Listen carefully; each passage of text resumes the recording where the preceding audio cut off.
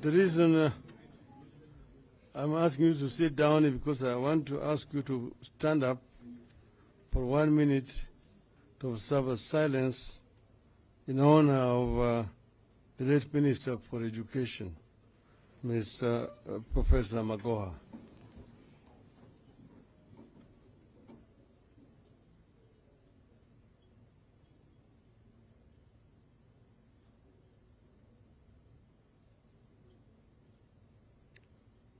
Thank you.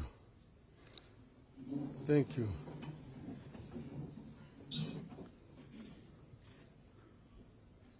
Wajumbe wa Azimio, hamjambo?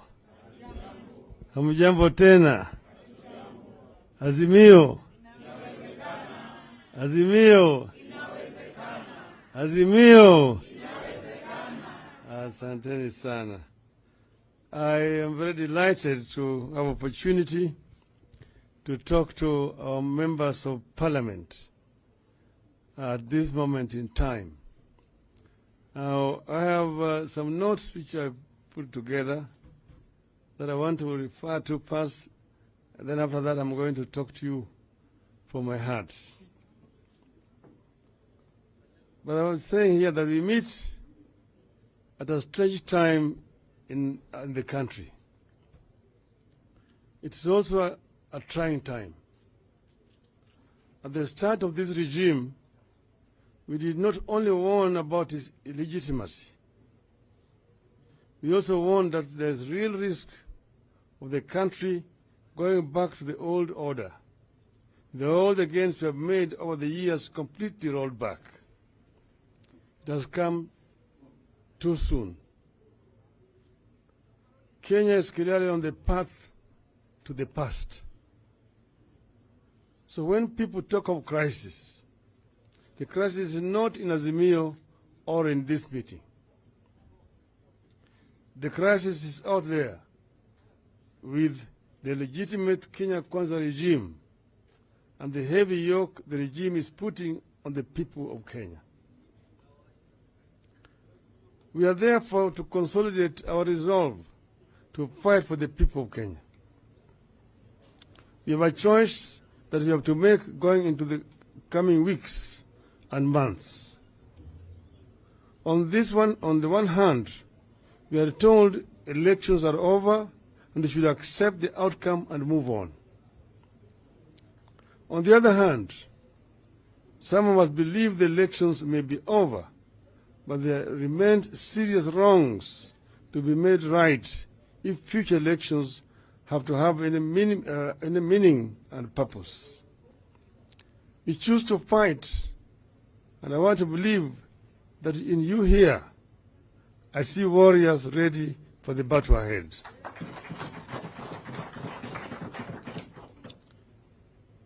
There are many freedoms we have to fight for on behalf of Kenyans.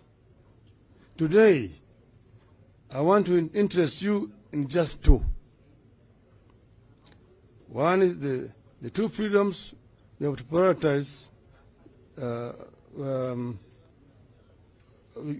two are the ones which we want to prioritize in this period.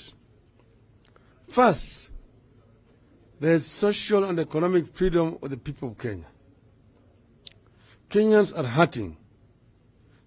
They demand and deserve economic justice. Secondly, electoral freedom.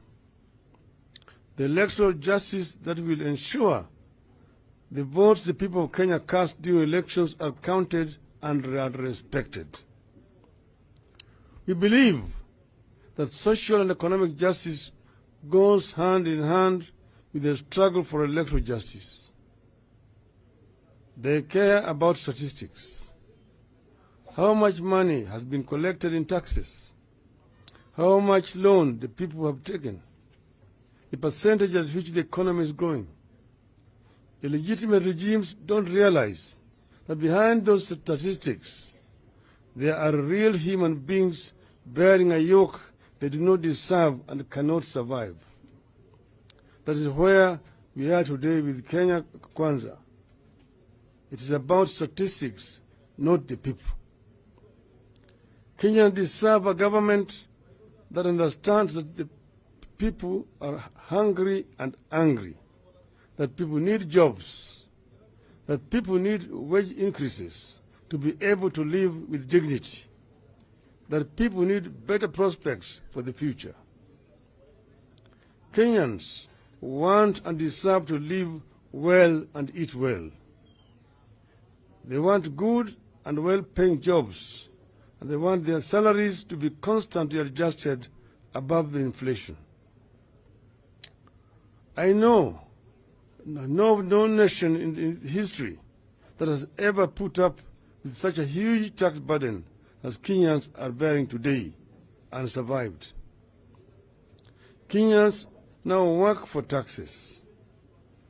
Tax now comprises close to half of the prices of goods our people buy.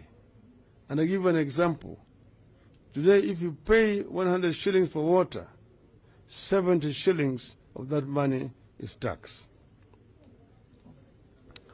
Kenyans need justice on taxation front, and we're the only people to take up this battle. We must force an end to taxation policies that place heavier tax burden on the middle class and the extreme poor, while those to the administration easily avoid taxes and are reimbursed their proceeds through proceeds of crime. We must lead Kenyans to demand social and economic justice predicated on access to jobs, a fair minimum wage, a free education for all our children, in addition to abolition of punitive taxes.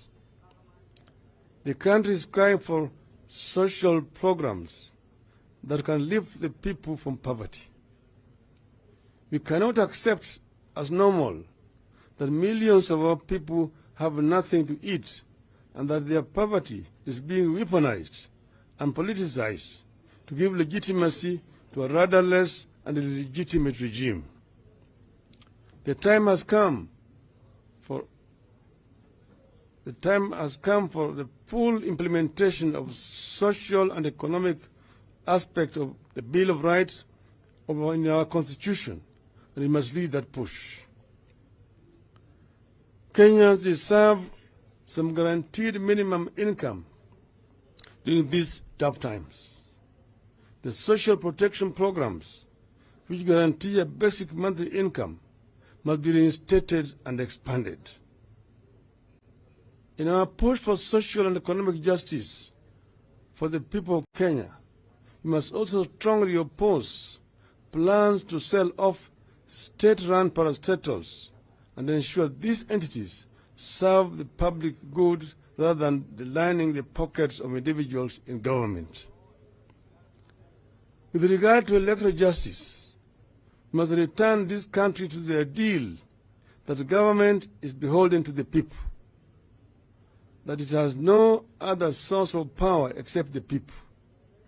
The people express their preferences through the ballot, and that the preferences made at the ballot must be respected. As I have said before, Kenya has become a laboratory for bad election practices that others borrow around the continent. An organized elite keen to protect narrow selfish interests has forged strategic alliances and captured strategic systems and institutions with the sole purpose of subverting the substance of elections. As a result, the majority is at the mercy of the minority with regard to free, fair, transparent, and credible elections. People wake up at dawn, stand in long queues to cast their ballots, but they end up with the results that indicate their votes were not counted and did not count. Economic and electoral justice must be seen to be intertwined. You must pursue them with the resolve, the courage, the sense of urgency, and the faith that they deserve, and we must do it now. soon it will be too late. I'll finish those notes.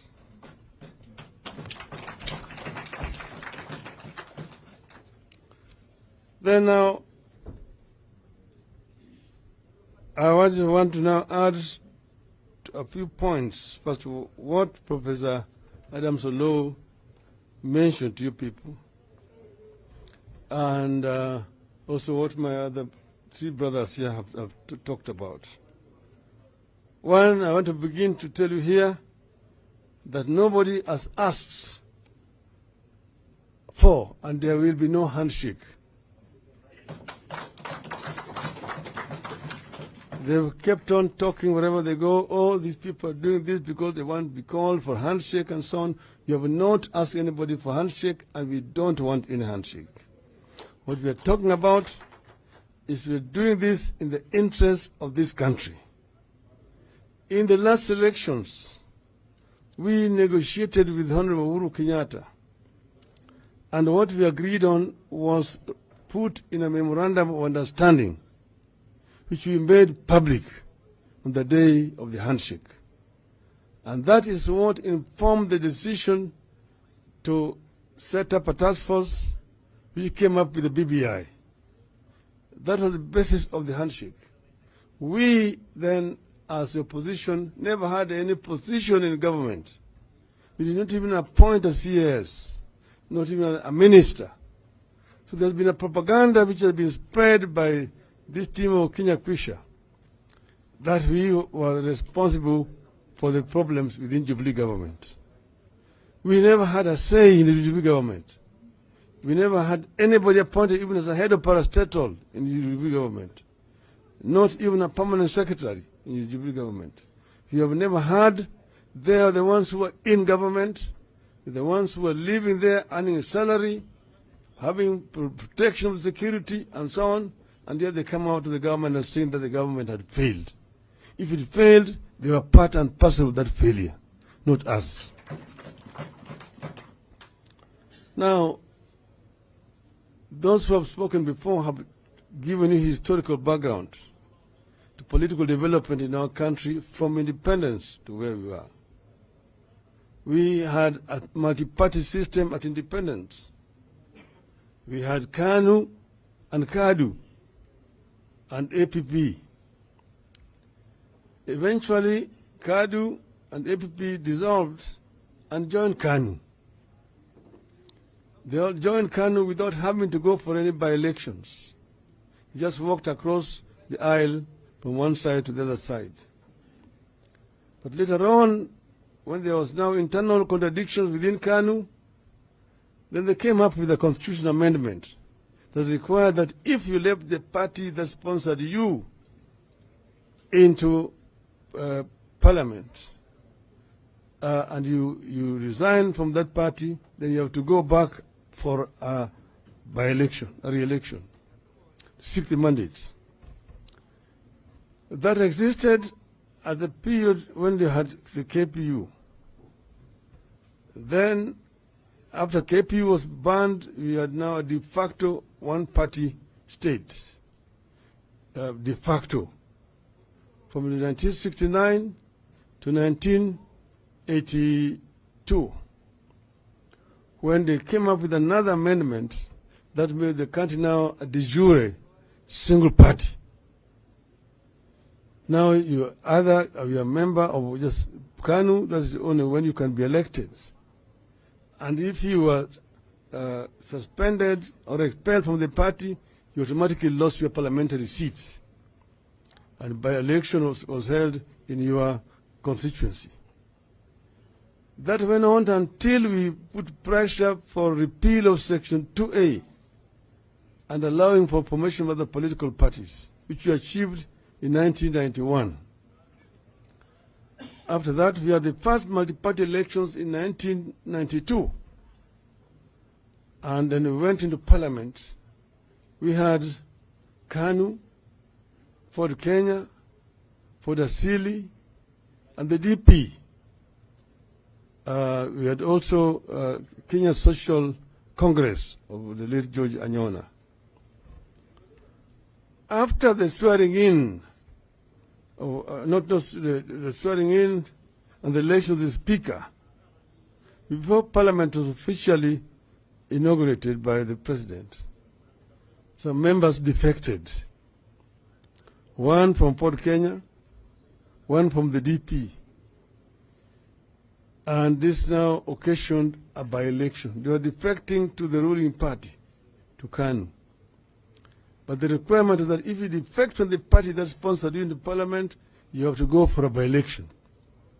And we have by-elections in Migori and in Bonchari.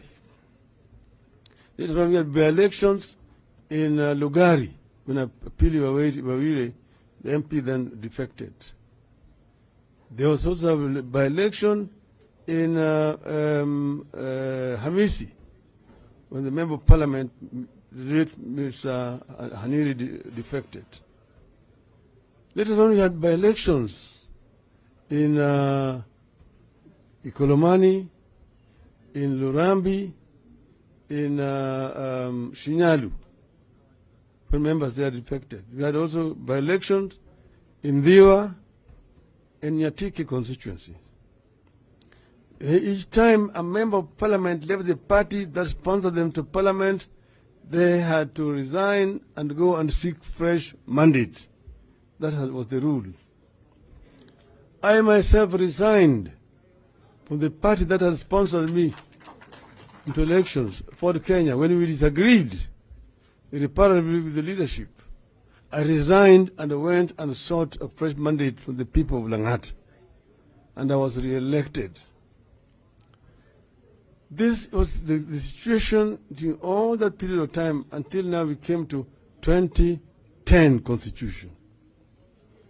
The 2010 Constitution now created a presidential system of government. But all the same, it says clearly that Kenya is a multi-party democracy. Kenya is a multi-party democracy. A multi-party democracy, mature multi-party democracies, there's nothing like defection. US, you see a situation like the last time, there was only one member difference between the Republicans and the Democrats. But the situation where a member of a Democrat would defect to go and join Republicans is unthinkable. Very few cases in history. It will not work. In the UK, it's unthinkable that a member of the Labour Party will defect and join the Tories. It does not happen. It does not happen. You are elected on this party's mandate and you remain the member of that party unless you are expelled from the party. Remain a member of the party. In the German parliament, the same. You are a Christian Democrat, a Christian Socialist, you are a Social Democrat, and so on and so forth. This is the direction we must go in this country. We have had coalitions, a pre-election coalition because of the presidential nature of our system here. But you are elected as a member of a party which is a member of a coalition. A member of a party which is a member of the coalition, the party should not actually resign, it should not leave the coalition.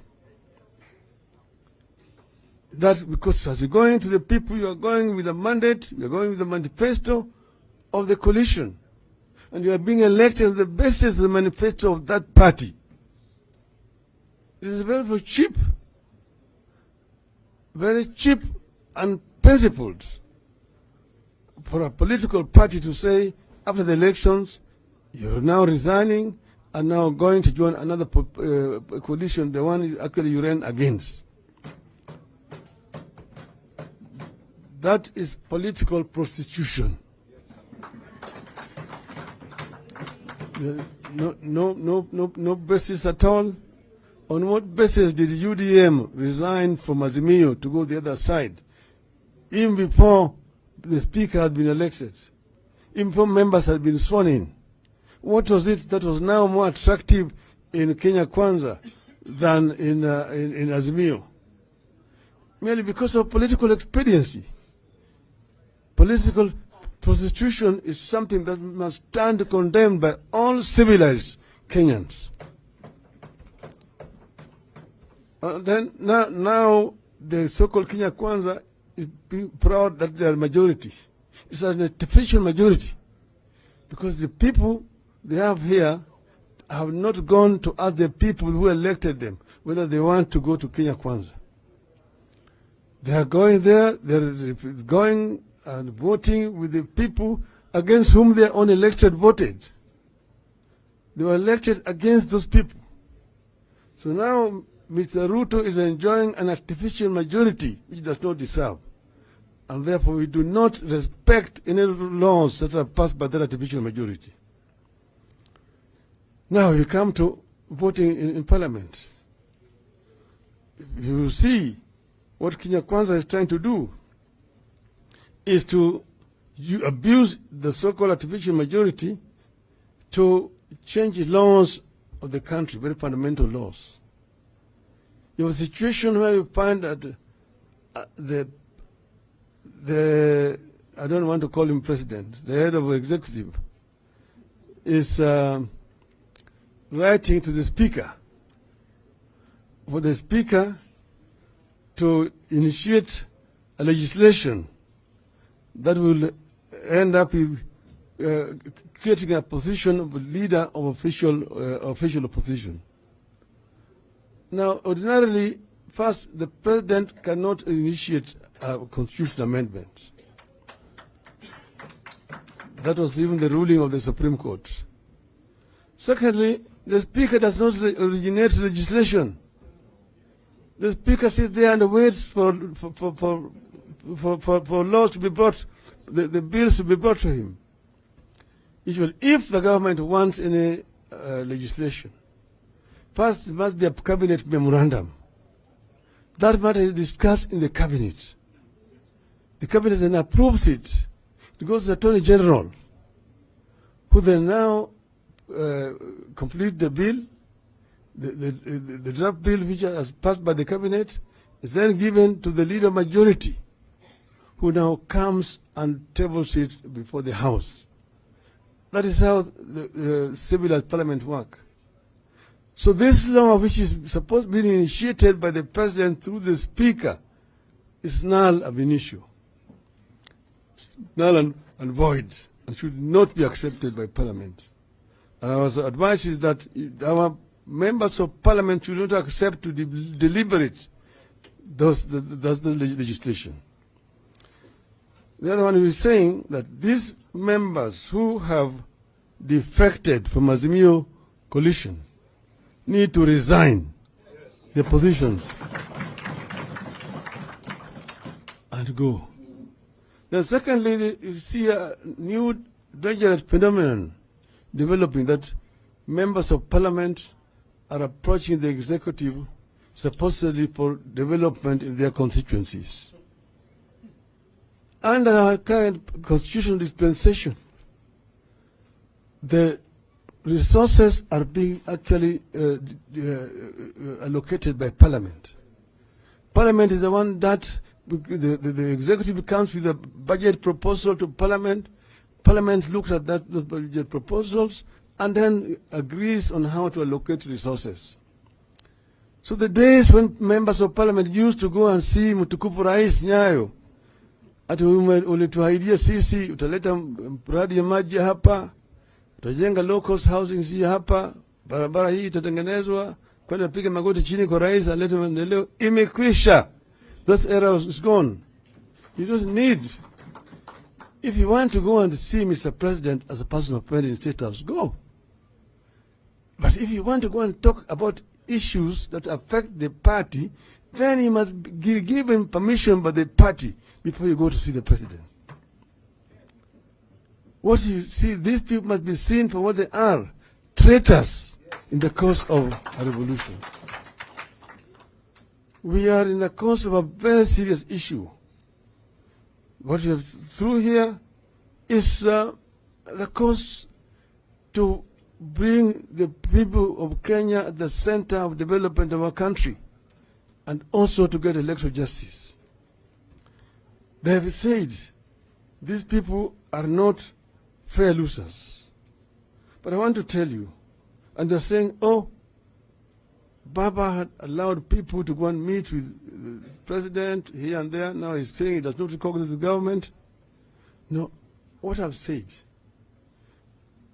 I never said that I was recognizing the government even at that time. But that was a time also before the whistleblower came out with a glaring evidence, which we also had ourselves. That evidence was available to us. But the whistleblower came out as an insider and came out with irrefutable evidence of the rigging of the elections. That information which is there, I want to invite you to know, is information that is verifiable. We had ourselves also hired an expert from outside the country. You will remember we were in the Supreme Court. And the Supreme Court, our lawyers demanded that we be allowed access to the server so that we can be able to get authentic information. The Supreme Court said they agreed, but the collusion of one of the judges who was in charge of the ICT, the registrar did not allow our people access to the server. Our experts were there. A letter came from the company that was offering providing the services, Smartmatics, saying that they cannot allow access to the server because that will infringe on their proprietary rights. Here is a company hired by the government, paid to provide the technical services for the country.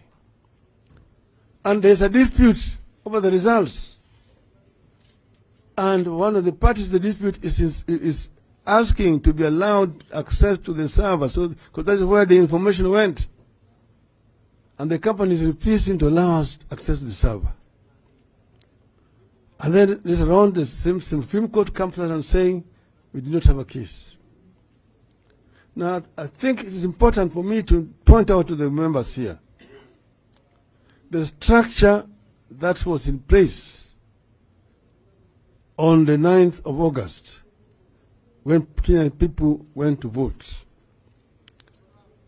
That structure you had what you call the Kim system. The voters were being identified biometrically. And after they've been identified, they're being given ballot papers to go and cast. At the end of the day, these ballot papers were being counted. And after they've been counted, then the presiding officer at the polling station would enter them in a form that they call Form 34A. That 34A will be completed. Then the presiding officer would sign. And then the agent would countersign. Then the presiding officer would announce the results publicly. And then he would scan those results and press a button to transmit to the server. Then he would paste a copy of the results in a wall somewhere. Then he would go with that Form 34A to the tallying center, constituency tallying center, where there's a returning officer. The presiding officer will come with Form 34A there. And the returning officer will receive 34As. And then it would be added. This is now on Form 34B. They will be added, and after they will be added, you will sign with this ID number, telephone number. Then the agent of the parties will countersign. Then he will stamp the IB stamp. Then he will announce the results. And then he will again scan and transmit. Those are the results which are authentic. Now, the information available in the whistleblower's report there has authentic original results from 245 constituencies. Original, with the IEBC stamp, with the signature of the returning officers, countersigned by party agents with their ID numbers and their telephone numbers. And there is a barcode also there. That barcode, if you scan, tells you the location, the date, the time when that transmission was done. It cannot be copied. It's authentic. So I want you to know that the report in the IBC whistleblower is authentic report, authentic information. It shows that at 245 constituencies, Mr. William Ruto got 4.6 million votes, and we got 7.1 million votes.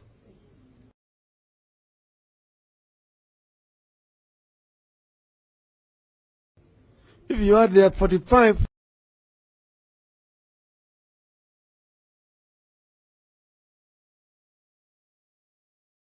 which were not transmitted electronically, where the returning officers came with the physical forms to IBC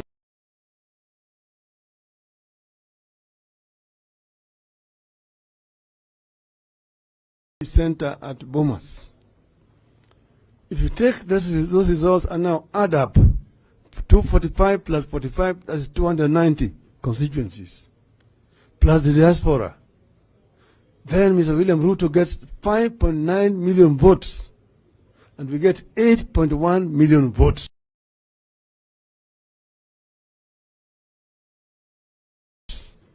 A difference of 2.2 million votes. That's authentic. Cannot be denied, cannot be contradicted.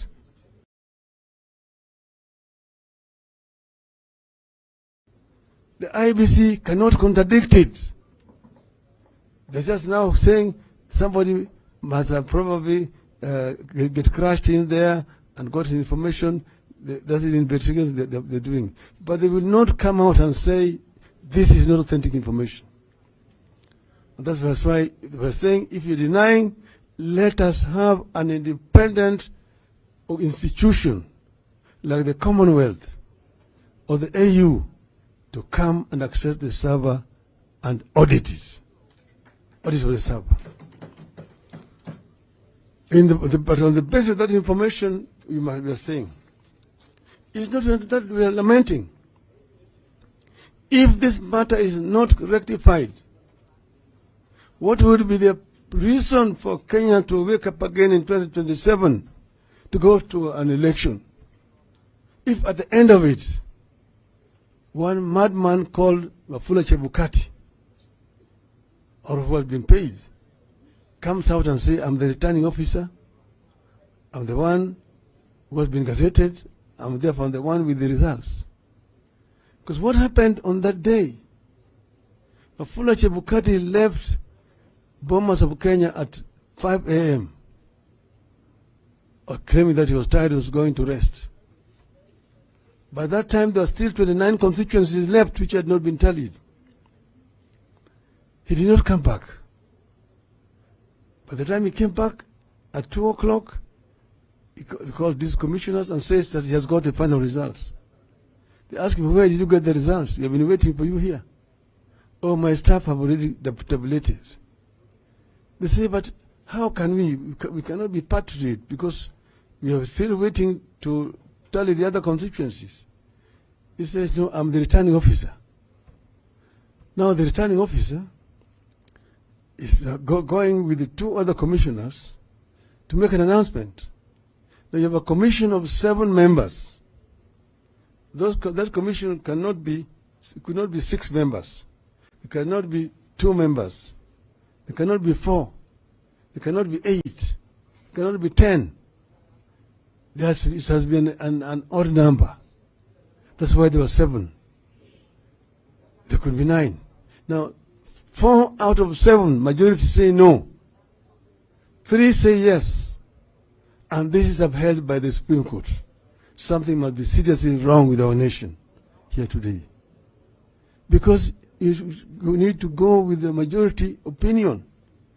There was a dispute over the results which were announced by Mr. Fuller Chebukati.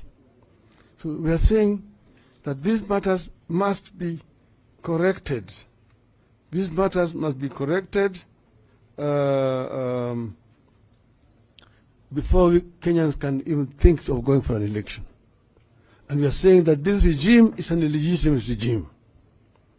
And that's why I've said, this is the time for politics.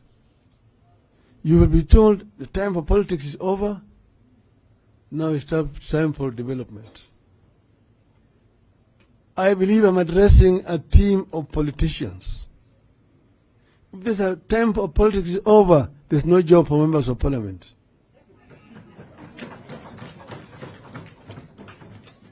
Because that is what you're doing, that's what you're paid for. You're politicians. That's why you're in parliament. And politics and development are intertwined. Politics and development are intertwined like two mating dogs.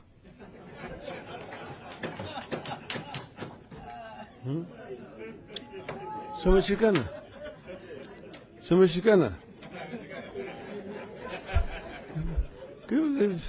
This is what you're paid for. You're paid to politics. You're paid to politics. You cannot. If the time for politics is over, then close parliament, and let the bureaucrats continue doing the development. The work of politicians is to politic, and politics is development. And that's why there's no need for politicians to go and beg the executive for development. That is the right of the people of Kenya. People of Kenya pay taxes. They pay taxes, and that's why it should not be like as if it is a generosity of the president that you're going to get roads.